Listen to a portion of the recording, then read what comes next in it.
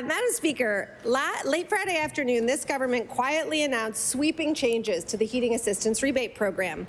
46,000 people will no longer receive that program. They've been kicked off a program designed to help them afford their heat, and hundreds of dollars have been cut from those who remain eligible for that program. At a time when power bills are so high and Nova Scotians are staring down a rate increase, it seems unfathomable that this government would be making it harder for Nova Scotians to afford their bills. My question for the Premier is, why is the government going ahead with these changes that hurt Nova Scotians' bottom line? I recognize the Honourable Minister of Service, Nova Scotia.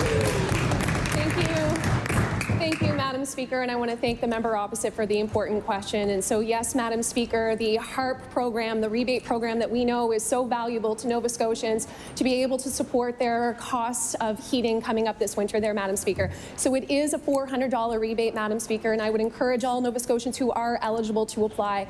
But, Madam Speaker, not only is this program available to Nova Scotians, but I would remind them of the many rebates that are available. The Senior Care Grant is another one, Madam Speaker. We also know that there is a number of affordability measures that have been taken place that are going to support households, Madam Speaker, in saving up to thousands of dollars. So I remind Nova Scotians that this is just one of many initiatives that we have brought forward.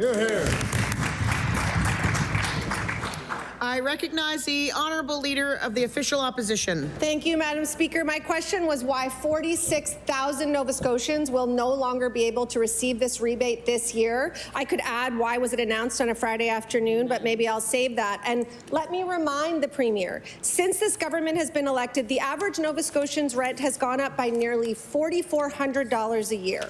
Families are spending $400 more a year on their power bills, and the poverty rate in Nova Scotia is the highest in the country. The number of Nova Scotians living in poverty has increased by 59%.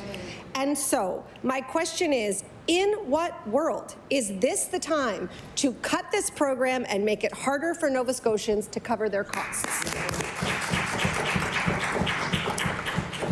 I recognize the Honourable Minister for Service, Nova Scotia. Thank you. Thank you, Madam Speaker. And we recognize the importance of the HARP program. Madam Speaker, it's been supporting Nova Scotians for many, many years.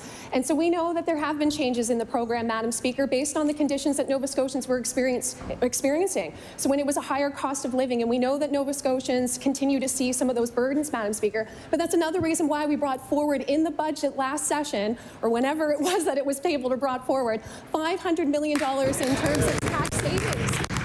Madam Speaker, that is something that's going to support all Nova Scotians, and I would remind everyone in this House to make sure that they're encouraging constituents who are eligible for the program this year to apply, to remind them of all the other rebates that are available to many Nova Scotians. But again, this is just one rebate of many, and we're going to continue to support Nova Scotians when we can.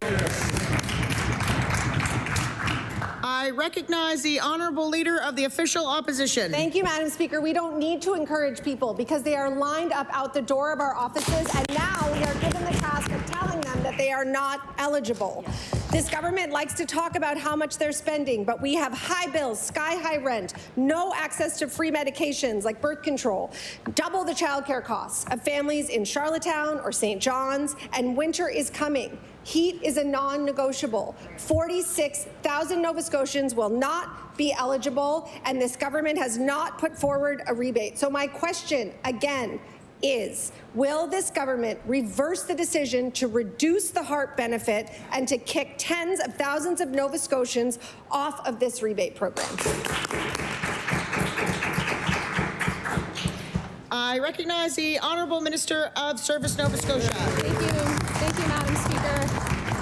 And we know that the program is going to support 72,000 households and 72,000 families, Madam Speaker, that will benefit from the HARP program. It is a $400 rebate this year to target the most vulnerable Nova Scotians. But, Madam Speaker, as I said, that is one initiative or one rebate, one program of many that government is going to continue to support to make sure that Nova Scotians have the support that they need. We will continue to look at affordability measures, Madam Speaker. And when I think of all of my colleagues and the work that's being done across government, when we're making investments in housing and investments in healthcare and energy, as well as natural resource and environment, Madam Speaker, that's another reason why we have to work together to make sure that we're growing the province in the way that we absolutely need to for the best of Nova Scotians.